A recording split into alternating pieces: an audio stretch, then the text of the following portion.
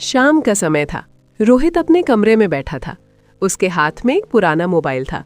वो उसे बार बार देख रहा था। तभी उसका दोस्त अमित आया। अमित, भाई ये कबाड़ अभी तक क्यों रखा है? रोहित धीरे से, ये कबाड़ नहीं है, मेरी माँ की आखिरी याद है। अमित चुप हो गया। रोहित, जब माँ अस्पताल में थी इसी फोन से आखिरी बार बात हुई थी। उन्होंने कहा था, बेटा हमेशा खुश रहना। रोहित की आंखों में आंसू आ गए। अचानक वही पुराना मोबाइल बजने लगा।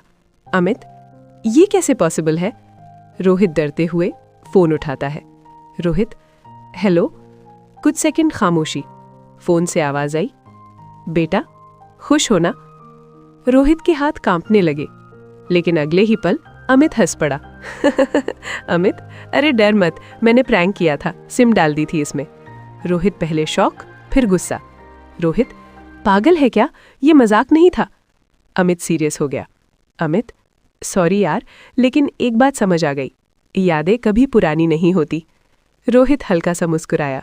दोनों चुपचाप बैठ गए और मोबाइल फिर से खामोश हो गया। Mobile heart.